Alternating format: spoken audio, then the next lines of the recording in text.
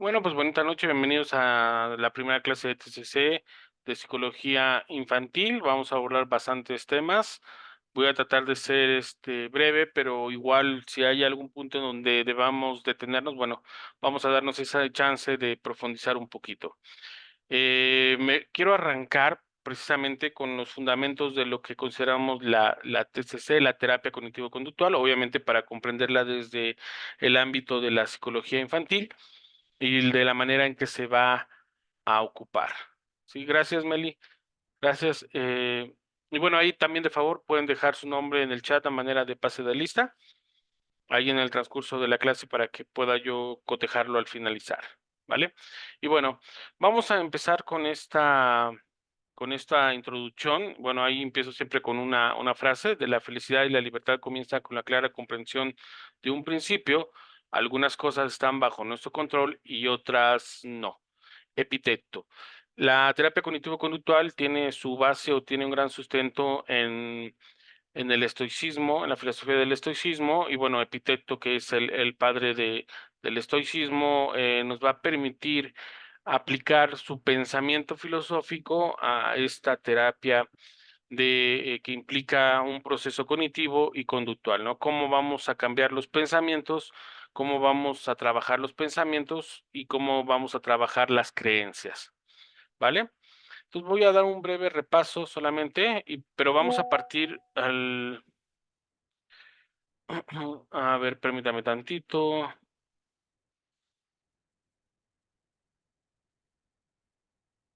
Permítame tantito, ahí es tantito, nada más.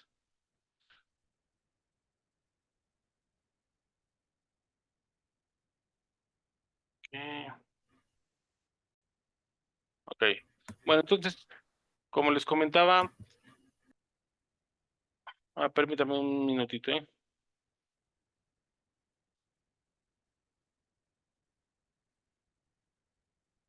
Ok,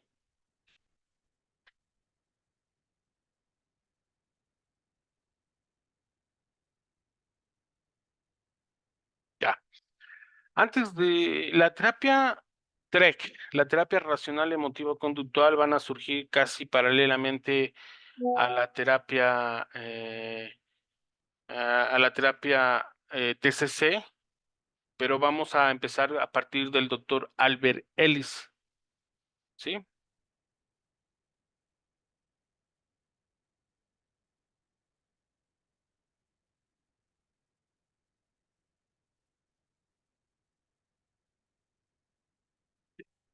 El doctor Albert Ellis, a la par que Aaron Beck, bueno, van a ser los pioneros de este tipo de terapia en contraste con el psicoanálisis, ¿no?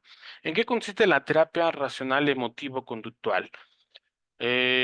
Básicamente este es el modelo ABCDE. Es muy concreto, es muy claro, ¿no? El modelo ABC, que sería nuestro eje, donde A es la situación y C es la reacción, ¿sí? La conducta.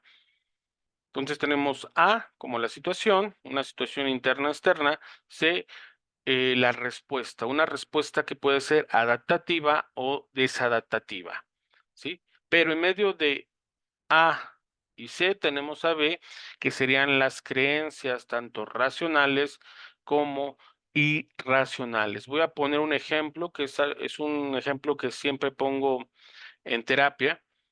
Eh, Vamos conduciendo, vamos por una calle, una avenida oscura, no hay casas, es una carretera muy extensa, ya es noche y de pronto se poncha la llanta, ¿no? Escucho cómo truena la llanta.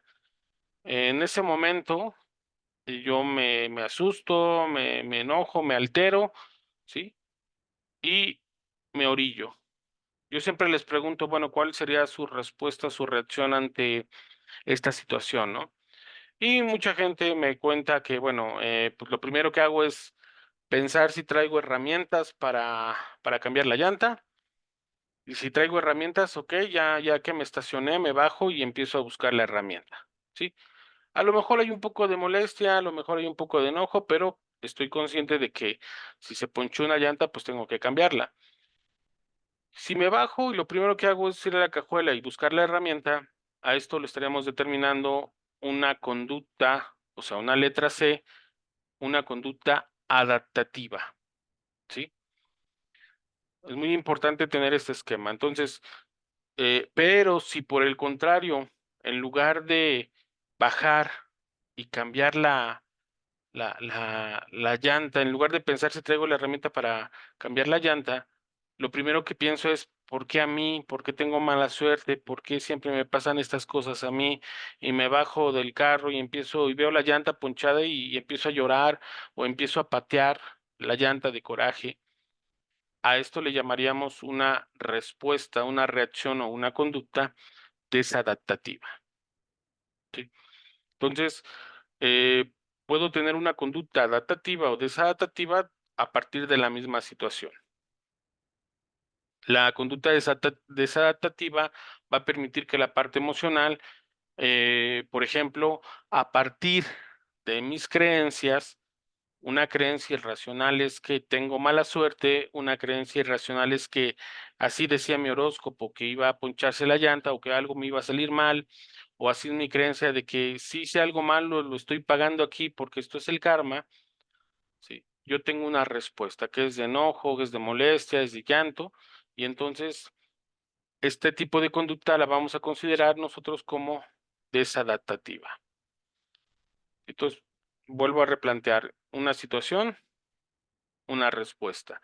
Pero entre la situación y la respuesta tenemos las creencias, creencias que pueden ser racionales e irracionales. Pero dentro de este esquema de creencias vamos a tener un pensamiento automático, una creencia intermedia y una creencia central, que básicamente es la que va a cimentar nuestros esquemas, nuestra forma de vida, nuestros pensamientos cotidianos y los que nos van a llevar a estas situaciones o adaptativas o desadaptativas. Básicamente ese es el esquema de lo que es el TREC, la terapia racional emotiva, pero básicamente también es el esquema de la terapia cognitivo-conductual, ¿sí?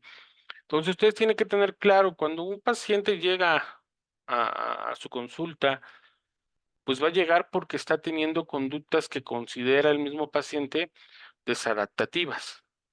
Entonces nosotros ya tenemos una causa, un motivo, ¿no? Ejemplo, perder el trabajo, a lo mejor una separación, a lo mejor reprobamos en la escuela. Entonces ahí tenemos la situación y la respuesta que está teniendo la persona no le está agradando, no le está, no le está llevando a sentirse bien con esa respuesta que tiene, por lo tanto, está teniendo una respuesta desadaptativa. Ejemplo, termino con mi pareja y en lugar de llevar un proceso de duelo, me dedico a andar de parranda cada 8 días, ¿no? Empiezo a aumentar mi consumo de bebidas alcohólicas, no llego a casa, empiezo a tener relaciones con cualquier persona. Entonces estaríamos hablando de que no hay una conducta adaptativa ante la situación. ¿Cuál sería una conducta adaptativa? Ok, a lo mejor lloro en casa, a lo mejor sigo con mis actividades, sigo pensando en la persona, pero no irrumpe mi cotidianidad, ¿sí? Y a lo mejor hablo de vez en cuando de mi expareja con mis amigos, con mi familia, ¿sí? Y de pronto estoy triste, es parte de una respuesta ante una pérdida, pero no al otro extremo donde me la paso de juerga, no llego a casa, me ando peleando con todo el mundo, ¿sí? Entonces tenemos que tener claro este esquema, porque obviamente al aplicarlo con niños es más complejo, es más difícil en varios aspectos, porque un niño no va a tener estas respuestas tan claras como un adulto, ¿sí? Recuerden que el tratamiento con niños, pues podemos tomarlo desde los 4, 5, 6 años y no podemos implementar una entrevista como tal, como lo hacemos con un adulto, incluso con un adolescente, y entonces va a ser importante que ustedes tengan claridad sobre cuáles serían las conductas esperadas, o sea, adaptativas de los niños ante tales circunstancias, ¿no?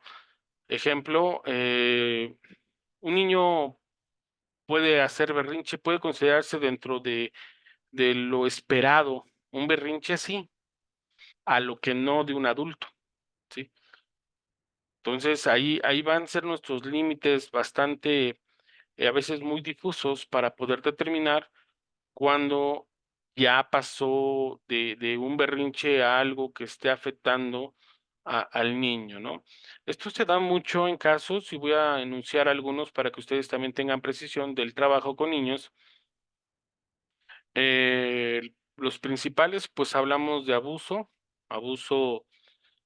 sexual, que es un tema delicado, separación de los padres, hay divorcios, hay separación, o bullying en la escuela, ¿no? Maltrato, humillación dentro de ciertos espacios.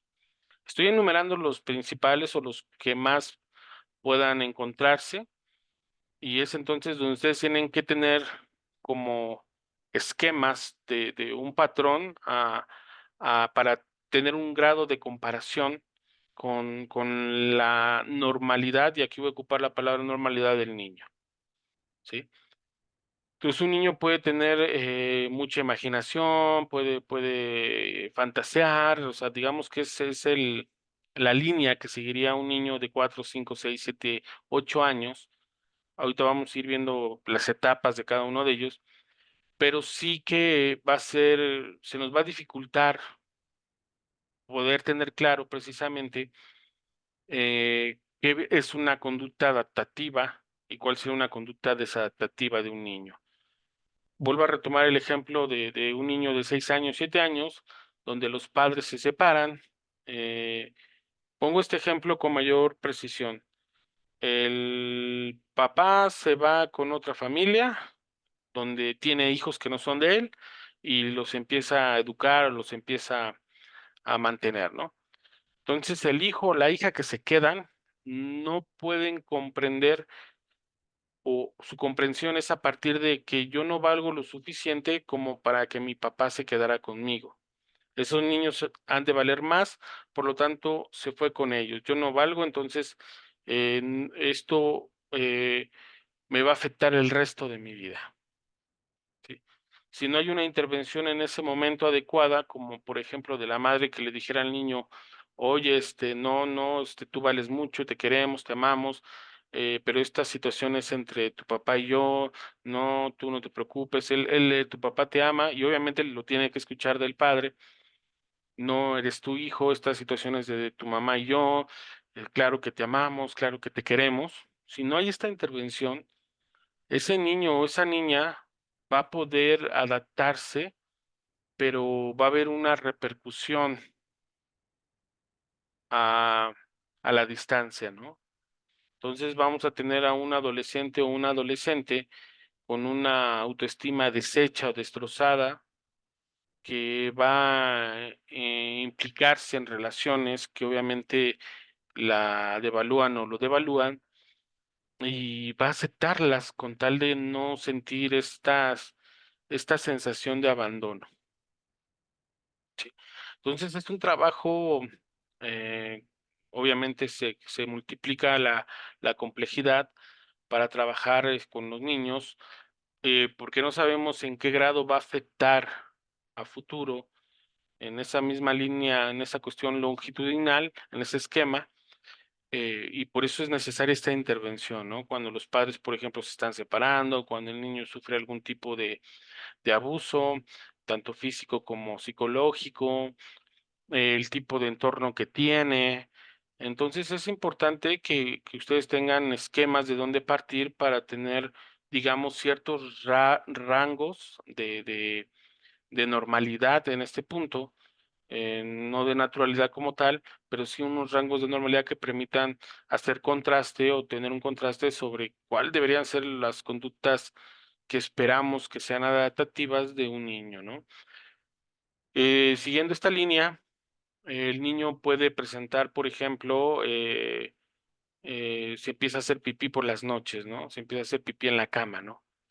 Entonces, cuando los padres o la madre o el padre no están muy involucrados, creen que el niño lo hace con un propósito, con una intencionalidad, y en lugar de buscar las causas del por qué se hace pipí en la cama por la noche, empieza una serie de castigos o reprimendas con tal de que esa conducta se pare, ¿no?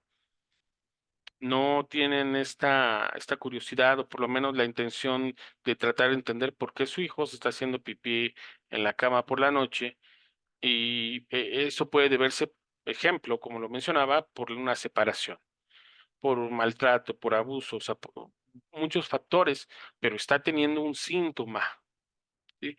Es aquí donde los voy a invitar, les voy a invitar a que tengan mucha claridad sobre acerca de los síntomas, ¿sí? Porque lo que vamos a tener nosotros es precisamente los síntomas que se nos van a presentar, y los síntomas no son la enfermedad. Entonces, ¿por qué el niño, la niña se está haciendo pipí en la cama, cuando ya a lo mejor había superado esa etapa del control de esfínteres? ¿Y por qué está teniendo esta conducta, no? Entonces hablaríamos que es una conducta adaptativa. ¿Hacerse pipí en la cama? Pues no. Puede haber un periodo de enseñanza, de aprendizaje, donde el niño pues cambia del pañal, está dejándolo, cambia a tener su ropa interior, pero en ese proceso se puede tardar un poquito la maduración en la parte de los esfínteres, y puede llegar a ocurrirle al niño, ¿no? Pero el problema es si ya pasó esa etapa, si llegó a los 5, 6, 7, 8 años y sigue haciendo pipí en la cama, entonces cuando decimos que esta conducta no sería una conducta adaptativa a las circunstancias, ¿sí?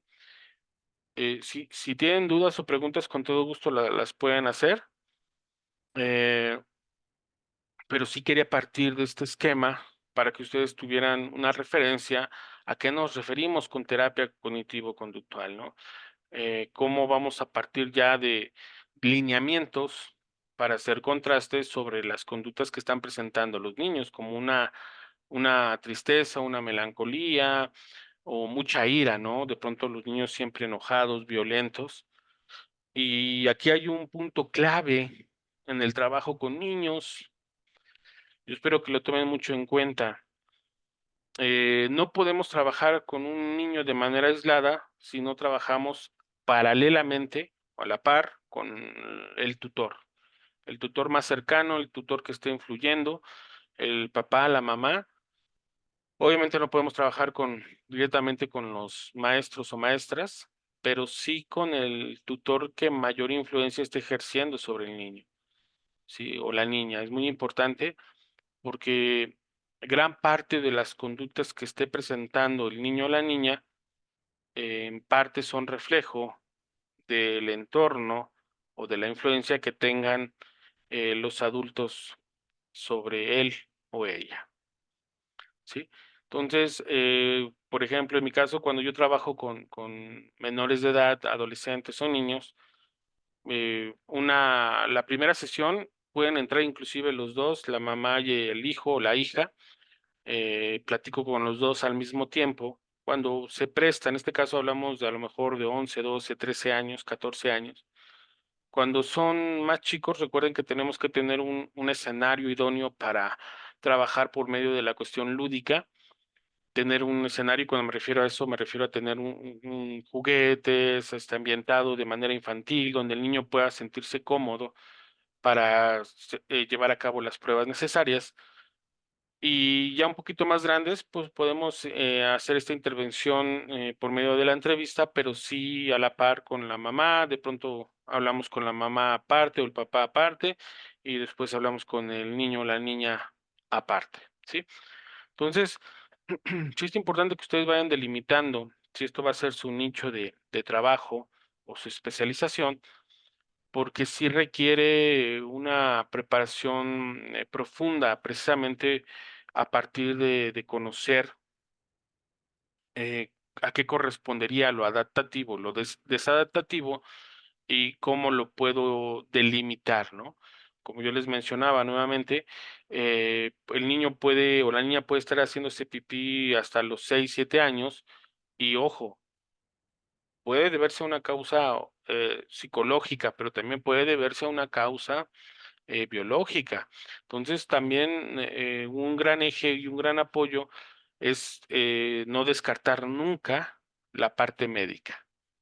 Entonces, aunque lo estemos trabajando, aunque estemos trabajando con ellos, se le va a invitar a que vaya al médico, se le hagan las evaluaciones, los exámenes pertinentes, a la par en esta cuestión de sus esfínteres, de las vías urinarias, de toda esta parte, para que entonces se descarte si se deba a una cuestión biológica y nos evocamos entonces a la parte psicológica, ¿vale? Recuerden que si hay dudas o preguntas, con todo gusto tienen el micrófono. Entonces, nosotros nos vamos a evocar a estas creencias y es precisamente en la infancia, que ahorita vamos a ver los límites de lo que vamos a hablar de la infancia, van a ser estas creencias, sobre todo las creencias irracionales, que son las que van a ir determinando conductas desadaptativas, ¿no? Tenemos estas creencias irracionales de uno mismo. Por ejemplo, debo caerle bien a toda la gente, debo agradarle a la gente. De los demás, deben ser amables y justos conmigo, me deben de querer incondicionalmente, me deben de querer porque así me han querido siempre. Y del mundo, las cosas deben estar a mi favor siempre, ¿no? Y esto lo vamos a ver mucho durante la estructuración precisamente de la conducta de los niños, ¿no? Cuando tenemos a niños sobreprotegidos, en este caso, donde se sobrellevan los límites de precaución y cuidado, pues el niño va a estructurar este tipo de creencias de que así debe funcionar el mundo, ¿no? Entonces, un niño sobreprotegido va a tener mayor dificultad cuando tenga que salir al mundo real, ¿no? Obviamente esto es muy subjetivo al referirme a un mundo real, pero sí que hay que considerar qué tan determinantes son estas creencias que se le están instaurando al niño, ¿no? A la niña. Pongo un ejemplo en el caso de la sexualidad sobre una mamá muy rígida, muy moralista, que le dice a la niña que tiene que cuidar su virginidad, obviamente con otras palabras, y se lo va instaurando, ¿no? Se lo va instaurando con una profundidad al grado en que esta creencia que queda instaurada, pues va a afectar el desempeño en su vida sexual ya de joven o de adulta. ¿Sí? Creencias que va a tomar como verdades o como leyes, verdades absolutas o como leyes. ¿Sí? Entonces, es ahí donde nosotros tenemos que evocarnos a conocer la personalidad de los tutores, inclusive los trastornos que puedan llegar a presentar los tutores, las creencias que tienen esos tutores, esos padres, que están transmitiendo, que están heredando a sus hijos, ¿vale? Bueno, este modelo que va a partir de aquí va a conjuntarse con el de Aaron Beck. Va a ser nuestro esquema a seguir, ¿no? Entonces, cuando hablamos de terapia cognitivo-conductual y obviamente aplicado a la psicología infantil, es porque nosotros vamos a enfocarnos en las conductas que tienen los niños, conductas que vamos a considerar adaptativas o en su defecto desadaptativas, ¿sí?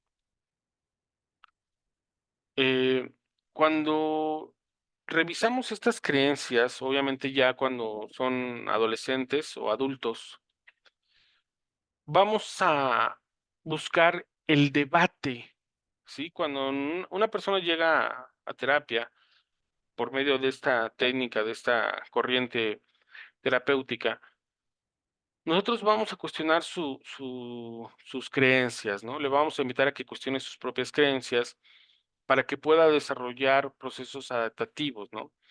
Yo les ponía el caso de una niña que es educada rígidamente en el aspecto de la sexualidad, a un niño que se le instaura la concepción del machismo, también se le instauran, como que un niño no llora, un niño es fuerte, es un niño agresivo, tiene que mostrar eso para que quede sentado que así se manifiesta la masculinidad. Todos estas creencias se van a instaurar. ¿Sí? Y eso es lo que nosotros nos vamos a enfrentar. Y aquí es muy interesante porque nos vamos a afrontar, o mejor dicho, las vamos a afrontar de una manera de primera mano. Cuando ustedes, hayan trabajado con adultos, precisamente es lo que revisamos, muchas de estas creencias que se instauraron en la infancia, ¿sí? Y hay que partir de un hecho, el niño no se construye solo, ¿sí? El niño no se construye solo, no adquirió un comportamiento determinado por sí solo, ¿sí? No estoy involucrando aquí la parte fisiológica, eh, pero el niño es un reflejo, sigue los ejemplos, reproduce lo que ve, lo que escucha, lo va reproduciendo, ¿sí? Esto precisamente a un adulto es cuando nosotros le planteamos el debate con sus creencias, le planteamos desde lo lógico, desde lo empírico y lo pragmático, ¿no? ¿Qué te dice la lógica acerca de esta creencia? ¿Tienes pruebas o evidencia de que esta creencia es verdadera, totalmente o no es verdadera? Y lo más importante, la cuestión, pragmática, ¿no? ¿Me funciona, no me funciona, me sirve, no me sirve, no? Sigo con el ejemplo de la niña que se le instauró la creencias ciertas creencias sobre su sexualidad. Cuando llega adolescente, piensa que si no tiene esta virginidad, no va a valer, no tiene va a tener un valor como persona, ¿no? Y obviamente le va a causar conflicto, un conflicto emocional, moral, acerca de su cuerpo, del valor que tiene como persona, ¿sí? Y precisamente es donde nosotros tenemos que tener mucha cautela para acercarnos a estas creencias, debatirlas o cuestionarlas y brindar las alternativas que pueden darse o que pueden suceder o las opciones que podemos presentarles a las personas, ¿no? Digo, en el caso de los niños, pues estamos prácticamente teniendo esta primera mano a este acercamiento y podemos ver con mucha claridad el tipo de creencia que se le está instaurando a un niño. Sí. Bueno, ¿cómo se manejan las sesiones con el TRED, la terapia racional emotiva conductual? Este modelo racional es directivo, activo y formativo. Sí, el directivo porque el terapeuta es el que lleva a cabo el proceso, activo porque va a ser por medio del diálogo, informativo le vamos a enseñar al paciente a conocerse, a que conozca sus creencias, primeramente sus pensamientos automáticos, sus creencias intermedias y sus creencias centrales, pero básicamente una vez que conozca esas creencias centrales o estos esquemas, es como cuestionarlos y buscar alternativas. ¿Qué pasa entonces con un niño? Por el niño no podemos ser directivos, porque como yo les mencionaba, la entrevista psicológica no va a funcionar de la misma manera, no va a funcionar de acorde a como lo aplicamos con un adulto. Por lo tanto, tenemos que buscar métodos indirectos, ¿sí? Sí va a ser activa, sí, porque, por ejemplo, una gran herramienta van a ser las pruebas proyectivas, ¿sí? Aunque estamos hablando de terapia cognitivo-conductual, vamos a poder buscar algunas pruebas proyectivas que permitan que por medio del dibujo, la pintura o el juego, el niño o la niña puedan expresar lo que piensan y lo que sienten, ¿sí? Y también a la par va a ser formativo, porque les vamos a enseñar a que el niño o la niña empiece a conocerse. Sí hay retos claros, en esta intervención, y este modelo que les pongo de proceso de intervención no corresponde más a adultos, ahorita nos vamos a enfocar a los niños, pero sí que lo tengan presente. El cómo al hablar de procesos cognitivos conductuales es acerca de aprender a conocerse para modificar nuestras conductas, ¿sí? Entonces, aquí el proceso de intervención explicaría el modelo ABC, identificar situaciones, identificar creencias, debate de las creencias, nuevas creencias. Ojo, aquí quien va a pedirnos la consulta, la intervención van a ser alguno de los tutores, el padre o la madre, porque ha identificado alguna conducta que en su apreciación no es natural, o no es normal, ¿no? O rompe con el tipo de comportamiento que estaba presentando el hijo o la hija. ¿sí? Entonces, quien nos va a acercar a esto va a ser el tutor o la tutora que está preocupada porque hay un cambio en el comportamiento del hijo o la hija, y vamos a partir de la información que nos proporcione el tutor o la tutora, ¿sí? Y a partir de ahí es donde vamos a hacer nuestra intervención con el niño, con la niña, ya sea por medios indirectos, ahorita me estoy evocando a las pruebas proyectivas, donde podamos acercarnos un poco al motivo, ¿no? Vamos a pensar que el niño se está haciendo pipí en la cama, vamos a pensar que el niño está siendo muy agresivo con los compañeritos, con las compañeritas, vamos a pensar que el niño está hipersexualizado y entonces anda toqueteando a todos sus compañeritos y compañeritas, o es muy grosero porque se violenta con la maestra. Entonces, o sea, vamos a tener un motivo, una causa de consulta.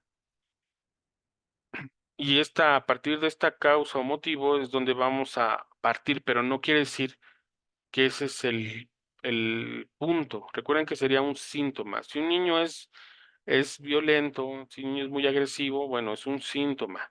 No es en sí el conflicto, es un síntoma que está presentando por alguna cuestión de su entorno, ¿sí? Ya sea por su familia, sus padres, sus hermanos, ¿sí? En esta parte, ¿sí? Bueno, de todos modos, estas diapositivas se las voy a compartir para que las tengan y puedan, igual, si más adelante o igual si ustedes me lo permiten, para los que no han tomado este curso introductorio a la terapia cognitivo-conductual, ya sea que les comparta el curso ahí ya grabado, o más adelante aperture un curso sobre terapia cognitivo-conductual, todos los conceptos, ¿vale? Y bueno, aquí cierro esta parte de la clase. En cuanto a todas las cosas que existen en el mundo, unas dependen de nosotros, otras no dependen de nosotros, ¿sí? En el niño, el padre o la madre es el todopoderoso, todopoderosa, ¿no? La mamá es el héroe, el superhéroe que todo lo puede, y entonces se deposita demasiada fe, demasiada entrega, pero también demasiado miedo hacia la madre, ¿no? Hacia la figura quien cumple la madre. En este punto me voy a tomar esa libertad de plantearles que madre o padre no son propiamente un lazo consanguíneo, es quien cumple la función de madre o padre. Pongo un ejemplo: el papá se va de casa, entonces la mamá se va a trabajar y entonces la abuelita es la que llega a cuidar al niño o la niña. Estoy hablando de los primeros años de vida, los primeros 3, 4, 5, 6 años de vida. Ya después la mamá, a lo mejor pone un negocio y le va muy bien y ya pone a trabajar a sus empleados y regresa a casa a cuidar a su hijo, pero al menos esos primeros 3, 4, 5, 6 años de vida lo cuidó la abuelita.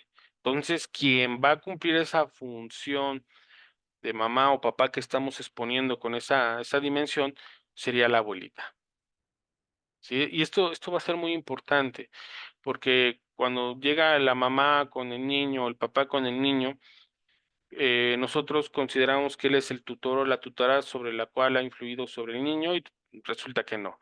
Resulta que realmente el niño generó lazos afectivos con la abuelita, con el abuelito, con la tía, con el tío, con otra persona y no con la mamá o el papá, ¿sí? Y esto me parece importante porque finalmente cuando podemos identificar realmente con quién el niño generó esos vínculos, también vamos a poder acercarnos a través de esa persona. No sé si tengan alguna duda o pregunta hasta aquí. No, profe, ninguna duda. Gracias. No, profe, gracias. Muchas gracias. Bueno, hola Jessy. Hola, profe. Hola, hola, bienvenida. Permítame compartirles las siguientes diapositivas.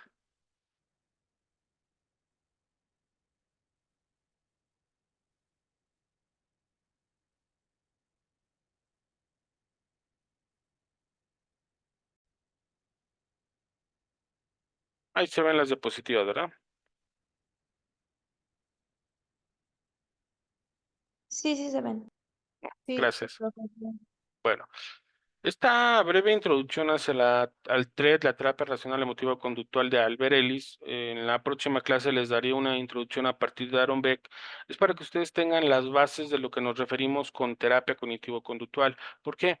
Bueno, porque no toda la psicología infantil se va a abocar por ejemplo, a la terapia cognitivo-conductual, va a haber mucho de psicoanálisis, va a haber mucho de técnicas que, por ejemplo, Melanie Klein aplicaba o por medio de estos pruebas proyectivas, que cuales nos va a permitir conocer mucho de lo que el niño está sintiendo, pensando, ¿no? Ejemplo, creo que ustedes ya lo conocen, el Macover, o el del árbol, la casa y la figura humana, o incluso el mismo test o prueba de la figura humana, son pruebas valiosísimas cuando trabajamos con niños, ¿no? Sobre todo el dibujo va a permitir acercarnos a lo que el niño está sintiendo, está pensando, con mayor precisión a que si nosotros nos sentamos a platicar con él, ¿no? Entonces vamos a ir marcando los límites hasta dónde podemos trabajar, y obviamente va a depender de la edad, y sí podría ser viable a partir de los 4, 5, 6 añitos, pero sí teniendo un patrón de dónde partir, un modelo de dónde partir, ¿no? Porque como yo les comentaba, un niño puede tener este tipo de expresiones como berrinches, sí, y puede considerarse dentro de lo que corresponde como algo natural. El niño puede tener, puede imaginar, inclusive tener un amigo imaginario, sí, o sea, sí, sí, vamos, está en ese punto en donde la fantasía puede sobrepasarlo, ¿no? El niño puede tener no control sobre sus esfínteres, sí, porque no todos los niños maduran con al mismo tiempo, la misma velocidad, ¿no? Entonces hay niños que pueden madurar hasta los 6, 7, 8 años y, insisto, tienen que descartar la parte biológica. Hay niños que a los 3, 4 años ya tienen control sobre sus esfínteres, ¿no? Pero nunca, nunca descarten el papel que juega el papá o la mamá. Insisto, papá y mamá me refiero a quien cumple la función o el papel porque ellos van a ser fuentes de información valiosísima, ¿sí? Entonces, a lo mejor el niño se crió hasta los 6 años con la abuelita y de pronto se lo llevan a casa, ya con papá y mamá. El niño se va a sentir triste, los padres no saben por qué el niño se siente desolado. Bueno, pues porque el niño había creado un vínculo muy fuerte con la abuelita a la que le llama mamá, por ejemplo, ¿no? Y eso a veces a los padres se les puede escapar, se les puede pasar, pero a nosotros no. Por eso es importante que ustedes tengan un esquema, hagan sus genogramas de la familia, tengan esta visión panorámica del entorno del niño para saber con quién convive, con quién pasa sus tardes, quiénes son sus amiguitos, si tiene amiguitos más grandes para tener un acercamiento, para llevar a cabo un diagnóstico lo más mm, preciso que se pueda, ¿vale? Bueno, vamos a partir de que el niño va a tener 3 puntos de partida, ¿no? Van a ser estos ejes de su desarrollo, que va a ser el físico, el cognitivo y el psicosocial, ¿no? Está por demás hablar del proceso de crecimiento del cuerpo, el cerebro, y obviamente que desde que nacemos va a haber un proceso de crecimiento impresionante, ¿no? Biológicamente, y bueno, aquí tenemos que conocer, obviamente, de biología para saber los tiempos en que un niño debe tener ya un desarrollo motriz grueso, fino, en qué momento el niño tiene que caminar o cuál es el periodo donde el niño tiene que empezar a caminar, dónde tiene que desarrollar ya palabras, dónde tiene que empezar ya a desarrollar o expresar cierto tipo de conductas o comportamientos, ¿sí? Esto es necesario que ustedes tengan este conocimiento biológico general para saber en qué momento podemos considerarlo dentro de un umbral razonable o donde ya no podemos considerarlo como un umbral no razonable. Como yo les comentaba, uno de los ejemplos más claros es cuando el niño no tiene este control de esfínteres, se hace pipí en los pantalones, en la ropa interior, cuando va al kinder. Entonces, podemos dar pauta que a partir de una revisión médica se nos pueda explicar el por qué sigue teniendo, a lo mejor esa maduración es más lenta, o si el niño que ya lo mandamos a acostar solito, empieza a hacerse pipí en la cama, ¿no? Entonces, eso tiene que ver mucho del proceso de crecimiento, ¿no? Inclusive el lenguaje, el cómo va elaborando las palabras, la forma en que va elaborando, va a poder articular y obviamente pues hay que estar pendiente sobre todo este desarrollo físico fundamental, ¿no? Desde que si escucha bien, si ve bien, si tiene respuestas de sensibilidad, movimientos motores gruesos o finos. Entonces, todos estos aspectos que obviamente tienen que estar repasando para tener una idea precisa de en qué momento se tienen que presentar. A la par, y esto es importante, el desarrollo tiene que ir a la par entre lo físico y lo psicológico, ¿no? En este caso sería lo cognitivo, que es la pauta de cambio de los procesos mentales y aprendizajes, atención, memoria, lenguaje, pensamiento, razonamiento, creatividad. Pongo ejemplo, un niño, a lo mejor de 2 años, cuando ve un perrito, le dice guau, guau. Si el niño ve el perrito y dice, hay un guau, guau. Y la mamá, no, es un perrito. Y el niño, no, guau, guau. Sí, porque él está en un proceso de desarrollar su lenguaje a partir del pensamiento. ¿Qué quiere decir? Cuando el niño vio al perrito por primera vez, escuchó el ladrido, guau, guau, guau. El niño asoció esa cuestión fonética, lo que escuchaba, con la imagen y entonces lo fusionó y dijo, ah, eso que estoy viendo y que escuché es un guau, guau. ¿Sí? Y digamos que forma parte de su proceso de conocimiento del mundo. En ese punto diríamos, está bien, o sea, el niño está en un proceso de conocer el mundo y es la forma en que está conociendo el mundo, ¿no? Pero si este tipo de expresiones las sigue manteniendo a los 5 años, 6 años, entonces aquí hay algo que no, a lo mejor no está funcionando adecuadamente o no está funcionando bien. O sea, a los 2 años, 2 años y medio, 3, podemos esperar que sea una forma en que el niño esté conociendo y interiorizando el mundo. Pero ya llegando al kinder, ya con un desarrollo social, con compañeritos, con compañeritas, ya donde se le empiezan a enseñar palabras, la articulación, la precisión de la articulación y de la escucha, debería desarrollarlos. Sí, entonces voy a poner un dato así al azar, no tengo el dato exacto, pero vamos a pensar que un niño de 3 años debe tener por ahí un bagaje de 400 palabras. Sí, ese es su almacén de palabras, 400 palabras. Un estudiante universitario tendría que tener un bagaje de, ¿qué les parece? 20,000 palabras. Sí, pero obviamente va de la mano el desarrollo físico, del cognitivo, del psicológico. Entonces no le podemos pedir a un niño de 4 años que tenga un bagaje de 10,000 palabras, porque su cerebro,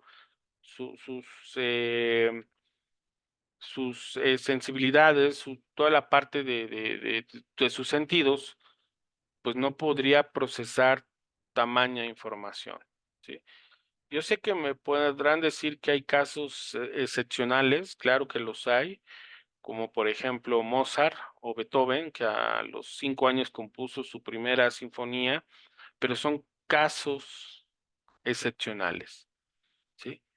La mayoría de los seres humanos a los 4 o 5 años tenemos un bagaje de 300 palabras y con el paso del tiempo, dependiendo el que estemos desarrollando esta habilidad, puede aumentar, ¿no? Y considerablemente, ¿no? O sea, podemos llegar a un bagaje de 20,000, 30,000 palabras siendo universitarios, siendo profesionistas, y si seguimos desarrollando esta habilidad, podemos llegar a un bagaje de hasta 40,000 palabras, ¿no? Digamos, un desarrollo esperado, y aquí sí voy a ocupar mucho la palabra normalidad, que no me gusta aplicarla porque siempre he diferenciado normalidad y naturalidad, pero recuerden que la norma parte de la normatividad, de lo establecido socialmente, ¿sí? Entonces, un niño va a tener un límite de memoria, un límite de lenguaje, un límite de pensamiento, porque está en proceso, está elaborándolos, está en crecimiento. Un niño, para enseñarle a contar, tenemos que presentarle los objetos, por ejemplo. Pues le decimos 1, 2, ¿sí? El niño tiene que tocarlo, tiene que interiorizarlo y dice, aquí 1, 2, ¿sí? Durante estos primeros años de vida. Después va a poder sustituir esos objetos físicos por simbólicos. Y ya esto lo vamos a ver un poquito más adelante, pero sí que quiero que tengan esta idea de cómo va a ser este proceso. Y entonces un niño que a lo mejor llegue al preescolar a los 4 años, pues ya sepa contar hasta el 10, ya sepa hablar de manera fluida, sí, a lo mejor ya le han leído algunos cuentos, sí, pero todavía su cerebro no está desarrollado al grado en que pueda elaborar o resolver, no sé, una suma de 4 o 5 dígitos, una multiplicación, sí. E incluso hay ciertos conceptos que les son imposibles de procesar todavía.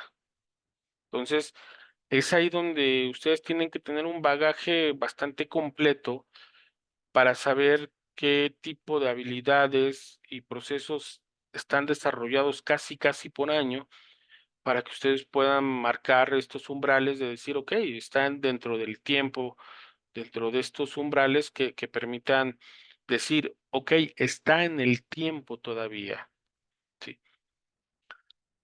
Yo les mencionaba el caso de las palabras. Si el niño a los 5 años no tiene un bagaje de 300 palabras, sino tiene un bagaje de 50 palabras, entonces ahí ya hay una situación, ya sea auditiva, ya sea en la faringe, ya sea en la articulación, ¿sí?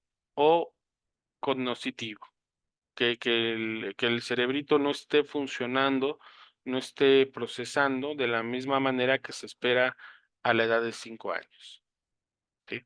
Bueno, y bueno, tenemos el aspecto psicosocial, ¿no? Como parte de este desarrollo que tiene que ir, converger. Tenemos la pauta de cambio de emociones, personalidad y relaciones sociales. Esta parte también me parece muy importante porque una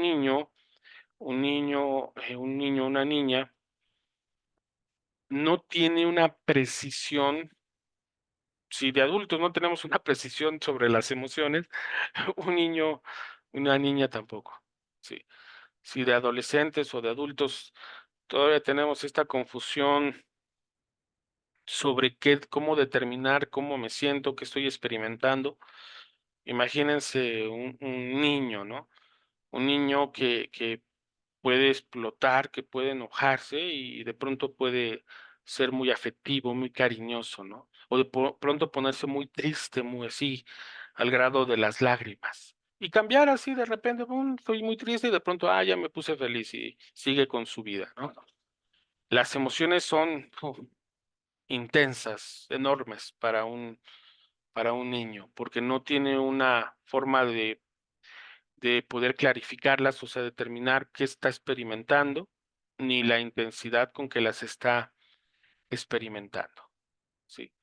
Entonces, sí, esta parte, ¿por qué la considero tan fundamental? Porque precisamente hoy en día ya hay una educación emocional, ¿sí? Para que el niño pueda identificar qué emoción está sintiendo, está experimentando y en qué medida.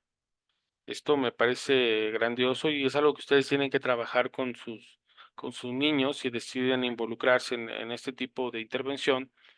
Eh, muchas maestras de preescolar utilizan los emoticons, ¿sí? Para, ay, feliz, triste, enojado, ¿no? Realmente, hablando de una clasificación de emociones, por ahí les recomiendo el libro de Jonathan Reed, que se llama precisamente Motivación y Emoción. Ha de haber clasificadas, pues sí, de una manera precisa hablamos de 4 o 5 emociones. Si vieron la película intensamente, digamos que es lo que más se acerca al número de emociones que podemos, de las que podemos hablar, aunque hay otros expertos que nos hablan de 40, 50, 60 tipos de emociones, ¿no? Nosotros vamos a hablar de las claras o darle claridad al niño sobre la cuestión de sus emociones, ¿no? Cuando está enojado, cuando está triste, cuando está feliz y cuando está enfadado o cuando tiene esta repulsión, ¿no? Este asco, ¿no? Por ejemplo, hacia las cosas. Entonces, vamos a manejar entre 4 o 5 emociones, y obviamente tenemos que poder enseñarle al niño a identificarlas y lo más importante, nosotros poder identificar que el niño realmente puede expresarlas, ¿sí? Entonces, estamos hablando, insisto, de niños de 4, 5, 6 años. El niño, y vuelvo al ejemplo inicial, la pareja se separa y entonces el niño que está sufriendo esta separación o la niña que está sufriendo esta separación, eh, siempre está retraído, lo vemos muy triste, lo vemos sin energía, lo vemos por ahí por un rincón o sentado siempre, ¿sí? Ahí vemos en qué grado le está afectando emocionalmente al niño, ¿no? A la niña. Por lo tanto, estos 3 pilares de su desarrollo tenemos que tenerlos claros en la manera en que vamos a abordarlos, ¿no? Sí quiero ser preciso, o bueno, en este caso de las emociones, qué tipo de emociones ustedes van a manejar, cómo las van a clarificar para verlas en el niño. En el aspecto cognitivo, igual hay un proceso que es gradual. Sí, todos estos procesos, tanto el físico, cognitivo y el psicosociales, son graduales. Sí, vamos a ir de menos a más, ¿sí? A lo mejor el niño puede memorizar del 1 al 9, del 1 al 10. Pero ya para 5 años, 6 años, pues ya tiene que memorizar del 1 al 20, 1 al 50, 1 al 100. Entonces, van a ser procesos graduales que van paralelamente y que tenemos que ponerle mucha atención a estos 3 elementos, ¿vale? Bueno.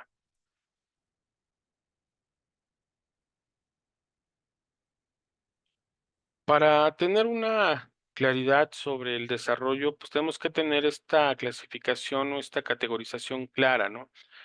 Estas etapas. Y bueno, y aquí es donde yo les menciono estos umbrales razonables o donde vamos a hablar de tolerancia para determinar si podemos diagnosticar si están dentro de lo esperado o lo no esperado. ¿Sí? Tenemos en primer lugar la prenatal, que es la concepción al nacimiento.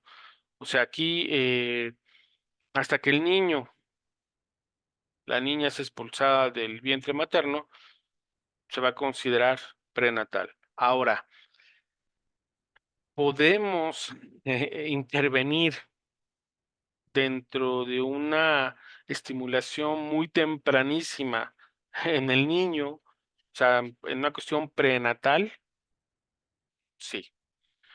Hay un experimento bastante interesante que se llama el efecto Mozart, y entonces a mamás se les pone ciertas piezas de Mozart eh, que le van a permitir al niño una estimulación precognitiva, o sea, va a estimular su cerebro. Y según este estudio, en cuestión longitudinal, porque fueron niños fueron seres sintientes que se les puso este tipo de música a la mamá, obviamente para que la escuchara el ser sintiente, y después de su nacimiento y después en su infancia y hasta su adolescencia, este experimento permitió corroborar que los niños que tuvieron esta estimulación tempranísima prenatal desarrollaron mayores habilidades cognitivas que los niños que no tuvieron esta estimulación a partir de las piezas de Mozart. Es muy interesante el experimento, se llama el efecto Mozart, Ahí pueden checarlo en PDF o hay varios documentales. Entonces, sí, de hecho, actualmente se recomienda que tanto el padre como la madre le hablen al niño, al ser sintiente. Lo voy a determinar como ser sintiente dentro del vientre, que sea estimulado, tanto afectivamente, calurosamente, empáticamente. Sí. Afecta, bueno, actualmente se considera que se afecta muchísimo porque es un ser sintiente. Por eso utilizo el término ser sintiente. Durante muchas décadas se consideraba que el niño, el ser humano que nacía era a partir de una vez que era aventado de la placenta y que era ahí partía todo, ¿sí? Desde la supuesta nalgada que le daban al niño para que llorara, pero no. Hay estudios bastante interesantes donde podemos hablar de una estimulación prenatal y que esto puede ser decisivo. Y ojo, recuerden que también no quiero darles el dato erróneo, pero hasta donde he leído, alrededor de un 30% de las madres primerizas sufren depresión postparto, lo que no lleva a conectarse emocionalmente con el hijo, con la hija, y obviamente esto afecta considerablemente el desarrollo de este niño o niña. Sí, bueno. Infancia del nacimiento a los 3 años, y bueno, aquí es importante mencionarlo que precisamente a los 3 años es donde ya podemos hablar de un control de esfínteres, ya un lenguaje, ya un proceso cognitivo en desarrollo, ¿sí? Niñez temprana, de los 3 a los 6 años, y bueno, aquí hablamos de puntos cruciales donde el niño va a entrar, al menos en nuestro país, al preescolar y finalmente entrar a la educación primaria. Y importante esta niñez temprana, la socialización, ¿sí? Recuerden que este proceso va a saltar del seno familiar al escolar y bueno, en esta transición va a ser muy importante, ¿no? La socialización. Ahí vamos a ver a Piaget y a Vygotsky, obviamente, pero sí es importante que el niño tenga esta socialización. Por ahí hay un documental que les recomiendo que se llama Janie, la niña salvaje. Brevemente, este documental trata de una niña que supuestamente desde que nació, así como la trajeron del hospital, la metieron en una recámara, así sin contacto humano, y solamente se le alimentaba sin ningún tipo de contacto humano durante 10, 12 años, que es cuando descubren a esta niña y bueno, ella sale a la luz, pero la niña no pudo desarrollar ninguna habilidad considerada humana, como cuál, como hablar, como expresarse, incluso la niña andaba en 4 patas, andaba corriendo como animalito, olfateando, no controlaba las esfínteres, o sea, era pues, un caso bastante interesante, de hecho se llama el experimento prohibido, Janie, el experimento prohibido, y está todo documentado, ¿no? Esto fue así un boom para los psicólogos y pedagogos de los años 70s, 80s, cuando surge esta situación sobre los procesos de aprendizaje del ser humano, que determinaron que hay una edad crítica para estimular el cerebro y que una vez que pasa esta edad crítica, que ahí la determinan a los 7, 8 años, este ser ya no va a poder desarrollarse como humano. Entonces, ahí si pueden verlo, se llama Jenny, la niña salvaje, si lo llego a encontrar se los comparto, pero sí es muy importante el proceso de socialización, ¿vale? Bueno, niñez media, 6 a 11 años, y bueno, aquí me estoy adelantando un poquito, pero a los 11 años podríamos determinar, según Jean Piaget, el niño o la niña ya tendría un desarrollo sobre lo que corresponde a lo moral. ¿Sí? ¿A qué me refiero? Va a poder distinguir entre lo bueno y lo malo de su entorno. o sea, de su entorno, lo que le han educado, lo que le han enseñado. Ya tendría una cierta claridad sobre lo que es bueno y malo dentro de su entorno, que va a tardar en madurarse otros años, por eso la edad legal de un adulto es hasta los 18 años, donde se presume que física, cognitiva y psicosocialmente ya llegó a un grado de madurez. Por eso un niño, una niña, un adolescente de que haya cometido algún delito, no se le puede tratar como a un adulto, porque hay esta presunción de que no ha llegado a su madurez, ¿sí? Es interesante porque, de hecho, estaba leyendo apenas un libro que se llama Teorías de la Personalidad. Ojalá tengan chance de adquirirlo. Ahorita les comparto portada, porque ellos planteaban, por ejemplo, Juan Jacobo Rousseau planteaba la adolescencia hasta los 25 años. Ese dato me llamó la atención, porque entonces podríamos hablar de que aunque están los 18 años en nuestro país, porque en otros países es más tarde esta mayoría de edad, hablaríamos que realmente la maduración llegaría hasta los 25 años, ¿no? Según Juan Jacobo Rousseau. Bueno, la adolescencia sería de los 11 a los 20 años, que es lo que ahorita les mencionaba, donde ya hay un despertar, hay una conciencia y hay una búsqueda de su personalidad, de su identidad. Tenemos una adultez temprana entre los 20 y los 40 años, una adultez media entre los 40 y 65 años y una adultez tardía que son de los 65 años en adelante, ¿sí?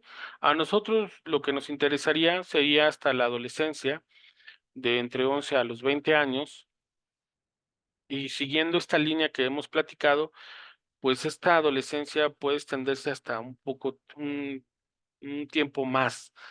En nuestra cultura, y hago énfasis en nuestra cultura, eh, en el caso de las niñas, había un ritual, todavía se sigue haciendo, pero en menor cantidad, el ritual de los 15 años, ¿no? Y era un momento muy esperado para la niña, porque tiene muchos significados, ¿no? Entre ellos que se le presenta socialmente como un ser humano que ya puede ejercer su sexualidad. O sea, este discurso de que pasa de niña a mujer hace referencia a que ya está lista para la procreación, ¿sí? Lo que nos ha llevado a sospechar tremendamente que a la mujer se le fuerza o se le forza socialmente una maduración, ¿sí? Una maduración bastante fuerte, una presión bastante fuerte, cuando desde los 4 o 5 años, cuando recibía sus juguetes, toda esta forma que les permitía interiorizar la realidad del mundo, pues en lugar de otro tipo de juguetes, pues se le daban cocinitas, trastecitos, se le daban eh, muñecos para que alimentara o cuidara, ¿no? Y luego en esta fase de 15 años, donde se le presionaba de alguna manera socialmente al proceso de la procreación. Paradójicamente, pues no hay una celebración para el hombre en ese sentido. Por lo tanto, vemos las grandes diferencias entre la presión de determinar que una mujer ya es a los 15 años y es un adolescente, ¿sí? Un casi niño a los 15 años. ¿Vale? Bueno, ¿alguna duda, pregunta hasta aquí? No, ninguna duda. Ninguna duda, profe. Muchas gracias. Recuerden que todo esto se los voy a compartir, tanto las diapositivas como algunos libros o documentales que les estoy comentando, para que los tengan, ahí los puedan estar checando y obviamente la grabación de la clase se las comparto al ratito o mañana. ¿Vale? Bueno, entonces esas serían las etapas del desarrollo humano. Digo, la mayoría de los biólogos, médicos, psicólogos coinciden con esta separación o esta determinación, pero vamos a darnos cuenta que desde el aspecto de la psicología, sí vamos a tener a lo mejor algunas discrepancias, ¿no? Bueno, aquí rápidamente hablamos de la infancia, así como la marcamos en el anterior diapositiva, que es este nacimiento hasta los 3 años, y aquí están algunas de las características fundamentales, ¿no? Pues aquí en este caso, pues hablamos de los sentidos, los sistemas del cuerpo, sistema digestivo, sistema respiratorio, se incrementa la complejidad del cerebro, sí, pero todavía en este proceso el niño, la niña no va a poder distinguir entre dónde termina él y dónde empieza el mundo. Digo así de una manera muy sintética. Y bueno, hablamos de un rápido crecimiento físico y desarrollo de las destrezas motrices, sí, rápidas. Digo, un niña aprende a caminar entre los 2 y medio, 3 y medio años, pero aquí les pongo un punto de contraste. Un, un potrillo, un caballito recién nacido, así como es expulsado del vientre de su mamá caballa, eh, se va a sacudir, se va a intentar levantar, va a tardar unos segundos, unos minutos, pero al cabo ya, no sé, de unos 20 minutos, va a empezar a trotar, ¿sí? Pues hablamos de qué rapidez para adaptarse al entorno de este potrillito que a las horas ya va a estar corriendo con su mamá caballo y su papá caballo, ¿no? Cuestión de minutos. Nosotros vamos a tardar 2 años y medio, 3 años a lo mejor en aprender a caminar, ¿no? En aprender a comunicarnos, podemos llegar a tardarnos hasta 40 años. ¿Sí? Entonces, si hablamos de una gran distinción entre los mamíferos, ojo, el ser humano sigue perteneciendo al grupo de los mamíferos, pero nuestros desarrollos son muchísimo más lentos que el resto de ellos. Sí, bueno, en la cuestión cognitiva están presentes las capacidades de aprender y recordar incluso las primeras semanas. Hacia el final del segundo año se desarrolla la capacidad de usar símbolos y de resolver problemas. Y bueno, se desarrolla rápidamente la comprensión y el uso del lenguaje. Bueno, como yo les digo, es un proceso largo que puede llevar años. Ni hay niños o niñas que van aprendiendo a hablar hasta los 3 y medio, 4 añitos. Apenas empiezan a hacer su bagaje, a desarrollar su lenguaje, ¿sí? Empiezan a usar símbolos, sí, pero no es tan claro. Y bueno, ahí sí, digo, tenemos esta reserva, ¿no? Un proceso lento en comparación con otras especies. Y en el caso del desarrollo psicosocial, bueno, sabemos que el niño va a desarrollar apegos con sus cuidadores, con sus tutores o tutoras. Y bueno, por ahí, aunque esto va más con un sentido psicoanalítico, Bowlby, ojalá puedan leer a Bowlby, precisamente desarrolla los tipos de apegos que tienen que ver con vínculos emocionales que desarrollamos hacia estas figuras maternas y paternas. Insisto, cuando me refiero a figuras paternas y maternas, no me refiero al padre ni a la madre biológico, sino a quienes cumplieron la función de papá o mamá en esos años cruciales. Estamos hablando de años cruciales, los primeros 5 años, cruciales para un ser humano, ¿sí? Porque ahí se van a determinar, se van a instaurar, se va a desarrollar habilidades, competencias, actitudes, muchas cosas en estos primeros 5 años, ¿no? Se produce el cambio de la dependencia a la autonomía y aumenta el interés en otros niños. Bueno, hablamos de esta dependencia a la autonomía, la voy a poner que es relativa, porque cuando el niño o la niña salen de casa ya vienen estos primeros desapegos de la figura materna, pues lo único que hacemos es sustituir esta figura materna con la figura de la maestra. ¿Sí? Digo maestra porque maestros son muy pocos los que yo he visto en preescolar, casi no he visto, es más, no recuerdo haber visto ningún maestro en preescolar, pero el niño acaba sustituyendo la figura materna por la figura de la maestra. ¿Sí? La maestra se va a volver el nuevo eje del niño, al menos en la escuela, y se va a volver un signo, un símbolo muy, muy importante para él.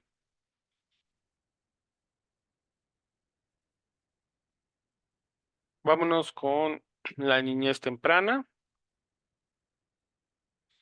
En este caso, el crecimiento es más constante, el aspecto más esbelto, se reduce el apetito y son comunes los problemas del sueño y aparece la lateralidad. ¿Qué quiere decir? Cuando ya tenemos este cruce y se espera que mejore la coordinación motora gruesa y fina, ¿sí? Entonces, por eso a los niños de preescolar se les pone a jugar con plastilina, mucha cuestión de tacto, mucha cuestión de tocamiento, de acercamiento por medio de sus manos, de conocer el mundo a través de sus manos, ¿no? En cuestión cognitiva, bueno, en alguna medida sigue este razonamiento egocentrista, que es lo que yo les comentaba, que el niño no va a poder distinguir tan claramente dónde termina él, dónde empieza el mundo, pero va a empezar a este proceso de distinguir en dónde termina él y dónde empiezan los demás, ¿no? Aunque hay una teoría muy interesante, igual corresponde el psicoanálisis con Melina Klein, como yo les mencionaba, acerca del pecho bueno y el pecho malo. Y bueno, Melanie Klein me parece una psicoanalista bastante interesante acerca del psicoanálisis para niños, ¿no? Ojalá igual tengan oportunidad. Igual al ratito les subo unos videos de ella para que tengan estas referencias con mayor precisión. La inmadurez cognitiva produce ideas ilógicas sobre el mundo, se consolida la memoria y el lenguaje. Bueno, sabemos que un niño va a tener mucha tendencia al animismo, a todo le va a querer dar vida, ¿sí? Por eso las caricaturas o los libros para niños retoman objetos que les dan vida, ¿no? O sea, por ejemplo, la escoba, un carrito, un avión, tiene boca, tiene ojos, se expresan, ¿sí? O estas sensaciones de que va caminando y siente que la luna lo va siguiendo, ¿no? Se echa a correr y ahí va la luna siguiéndolo, ¿no?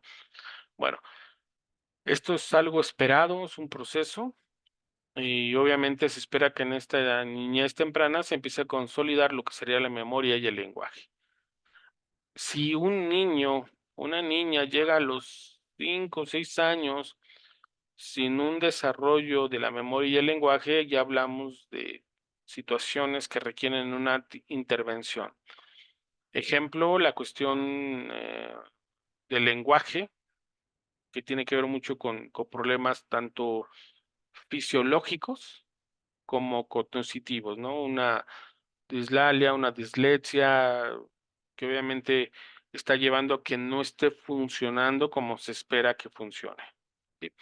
La inteligencia se hace más predecible y la experiencia preescolar común y aún la primaria. Bueno, psicosocialmente, el autoconcepto y la comprensión de las emociones se hace más complejo, la autoestima es global.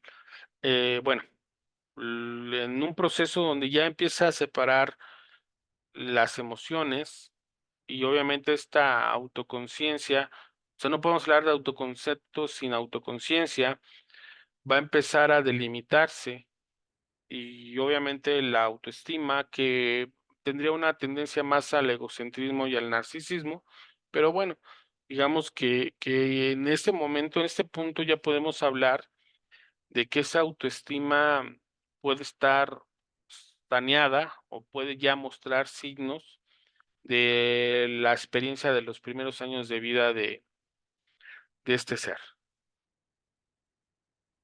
¿A qué me refiero?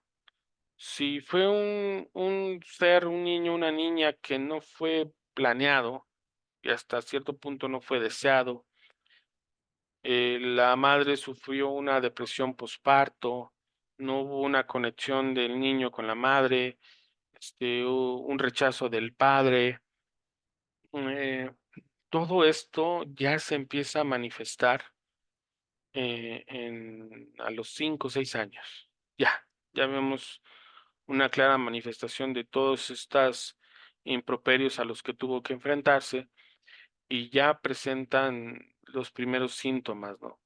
Niños retraídos, tímidos, tímidas, que se aíslan, que prefieren jugar solos. O sea, ya vamos a empezar a ver los estragos de estos primeros 4, 5, 6 años de vida, ¿sí? Aumenta la independencia, iniciativa y el autocontrol. Se desarrolla la identidad de género. Los juegos son más imaginativos y elaborados y por lo común más sociables. Son comunes el altruismo, la agresión y el temor. Y la familia todavía es el centro de la vida social, pero otros niños cobran más importancia. Sigo con esta línea de la independencia. Finalmente, la escuela se va a convertir en, por eso dicen que es el segundo hogar, pero no por esta cuestión de compasión y calor. La escuela puede ser muy cruel, igual que la familia, ¿eh? En la escuela también hay jerarquías, también va a haber preferidos, también el niño puede sentir aceptado o rechazado, ¿sí? Entonces, es una independencia relativa, o yo se las propondría como una independencia relativa, porque finalmente no es que sea recibidora, ¿no? No, no, el niño se va a enfrentar a cuestiones difíciles como el todopoderoso bullying que finalmente puede afectar inclusive la forma en que los maestros, las maestras los reciban o los acepten, ¿sí? Se desarrolla la identidad de género. Esta identidad podemos hablarla que ya se fue determinando entre los 4 o 5 años. Y bueno, ahí puede entrar la teoría psicoanalítica, que es muy interesante, que vamos a hablar más adelante de ella, ¿no? Los juegos son más imaginativos y elaborados, y bueno, lo que busca el juego es que el niño socialice. Esto va a ser muy importante. Un niño que no socializa va a tener muchos síntomas, va a mostrar muchas situaciones, enfermedades, trastornos, y esto va a ser muy importante que ustedes puedan detectarlo. La familia todavía es el centro de la vida social, pero otros niños cobran más importancia, sí, pero la familia va a seguir siendo un eje para estos niños, ¿no? Y bueno, finalmente nos vamos a la niñez media y nos dicen que el crecimiento se hace más lento. Sí, de un crecimiento acelerado, ya hablamos por ahí de los 11, 12 años, que el crecimiento va a ser menos notorio. Aumentan las fuerzas y las capacidades deportivas, son comunes las enfermedades respiratorias. Digamos que se detiene momentáneamente porque precisamente entre los 11, 12 y 13 años se dan estos estirones, ¿no? De pronto, ¿no? Del niño que medía 1,40, al siguiente año 1,70, 1,80, ¿no? Todavía va a haber cambios drásticos. Recuerden que en la adolescencia hablamos del cambio de voz, el crecimiento del vello facial, la hinchazón de músculos, o sea, muchos cambios notorios, ¿no? Que incluso unos van a ser hasta imprevistos. Cognitivismo, disminuye el egocentrismo, los niños empiezan a empezar en forma lógica pero concreta, ya van a poder utilizar símbolos, simbología, se incrementan las habilidades de memoria y lenguaje. Bueno, ya esperamos que el niño pueda memorizar, tenga un bagaje amplio, digo, en comparación de sus 300 palabras a tener, no sé, 5,000 palabras, hay una distancia. Y bueno, también permite los avances cognitivos, empezar a adaptarse a lo que sería una escuela formal, ¿no? Y bueno, aquí ya en este punto de la niñez media, ya sería muy claro ver los niños que tienen necesidades y dotes educativos especiales, ¿no? Entonces, si el niño de 6, 7, 8 años ya presenta dificultades para expresarse, para hablar, para memorizar, para aprender, bueno, creo que queda muy claro que el niño no está desarrollándose a lo que se espera con su edad.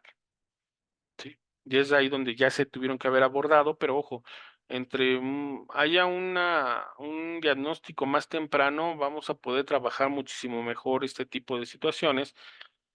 Por eso les hablaba, por ejemplo, el caso del lenguaje. Cuando a un niño se le trabaja de manera pronta el lenguaje, que puede deberse a cuestión fisiológica, o psicológica o cerebral, bueno, puede mejorarse el desempeño de su pronunciación, por ejemplo, a que queramos hacerlo cuando tenga 12, 14, 16 años, ¿no? Entonces vamos a pensar que el niño tiene un problema con la X o con la R, con la P, y pues no se le trabajó a tiempo, no se le trató a tiempo, y resulta que no era una cuestión fisiológica, que no era una cuestión de plasticidad cerebral, que no tenía nada que ver con su cuestión neuronal, sino con la cuestión fonética, que él escuchaba diferente, y entonces se le quiere intervenir a los 12, 14 años, va a haber un mayor grado de dificultad para que pueda corregirse a que si se hubiera intervenido a los 7, 8 años, a la brevedad, se hubiera podido corregir quizás al 100%, ¿vale? Bueno. Y psicosocial, el autoconcepto se hace más complejo e influye en la autoestima. La corregulación refleja el cambio gradual de control de los padres e hijos y los compañeros adquieren una importancia central, ¿no? Ya hablamos niños de primaria, secundaria, ya hablamos de una búsqueda de identidad y finalmente, ahora sí, ya no se trata de la escuela como tal, sino de los compañeros y la vinculación social que desarrollemos con los compañeros, ¿sí? Para ir cerrando nuestra clase, quiero presentarles estas influencias en el desarrollo humano y son importantes marcar estas diferencias individuales que corresponden a el hecho de dónde nacimos, que tiene que ver conectado con el medio ambiente, con el entorno, pero también estas diferencias que nos van a hacer únicos, ¿sí? Se presume que todos los seres humanos somos diferentes en biología, ¿no? Diferentes en nuestra estructuración biológica, en nuestro ADN, y aunque nos parezcamos al papá, a la mamá, a quien ustedes gusten, vamos a nacer con características únicas, ¿sí? Que van a marcar nuestras diferencias individuales. Otra influencia es el medio ambiente, como les mencionaba, y bueno, hay muchos autores que nos hablan por ejemplo, la cuestión socioeconómica. Si hay entornos más duros, más difíciles, a entornos menos difíciles, en un entorno en donde los padres eran grandes lectores o entornos donde los padres no eran lectores, en entornos donde los padres eran trabajadores o los padres eran profesionistas. Entonces, son todos estos elementos que van a influenciar de muchas maneras, obviamente, el crecimiento y desarrollo del niño, ¿no? En cuestión de herencia, bueno, aquí yo les plantearía dos elementos, la herencia genética y la herencia social, ¿sí? En este caso, los rasgos o características innatas que obviamente vamos a heredar de nuestros padres, el cabello, la estatura, el color de piel, no sé, pero también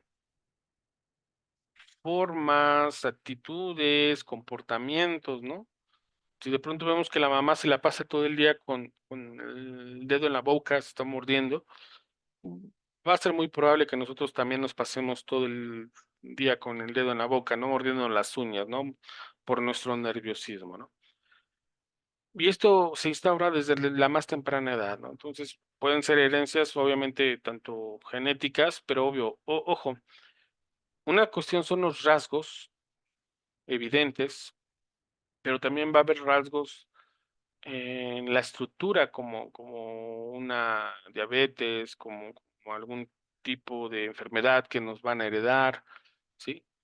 Y que eso también puede ser determinante para el desarrollo. Y finalmente la maduración, ¿no? Que es el desenvolvimiento en secuencia natural de cambios físicos y conductuales, el proceso que vamos a llevar para que obviamente todo este conjunto de diferencias individuales, medio ambiente y herencia puedan alcanzar un proceso donde puedan llegar a su máximo potencial. Entonces, aunque tengamos 5 hermanos, aunque nuestros padres hayan tenido 5 hijos, cada uno tiene rasgos individuales y aunque el entorno sea aparentemente el mismo, cada hijo va a tener una percepción del entorno donde vivió. Aunque, insisto, sea el mismo, decir es que son los mismos padres, la misma casa, sí, pero va a influir de manera diferente. ejemplo, si es el primero, si es el segundo, si es el tercero, si es el cuarto hijo, si es niño, si es niña, si tienen padres responsables, si tienen padres irresponsables, si tienen padres rígidos, o sea, muchos de estos factores van a determinar, van a influir en su maduración y en su estructuración. Entonces, ¿qué tan distinto pueden percibir la realidad el primer hijo, el segundo hijo y el tercer hijo, no? El tipo de vinculación que van a tener, ¿no? El primogénito, ¿qué tipo de vinculación va a tener con la madre, con el padre? ¿Cómo va a tenerlo el segundo y cómo va a tenerlo el tercero?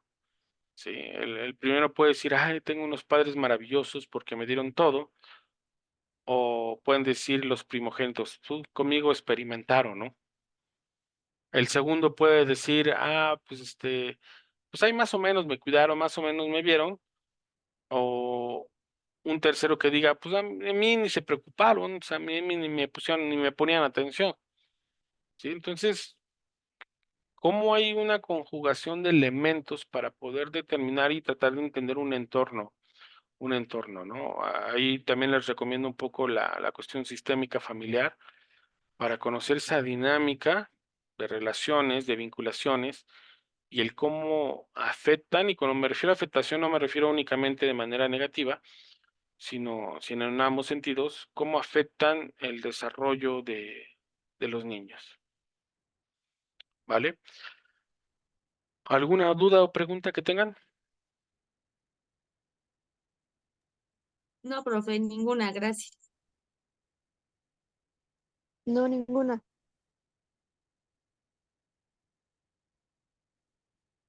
Bueno, pues muchísimas gracias. Estaríamos cerrando nuestra primera clase de este curso de TCC infantil. Permítame cerrar la grabación para darles información. Bueno, primero dejen de compartir.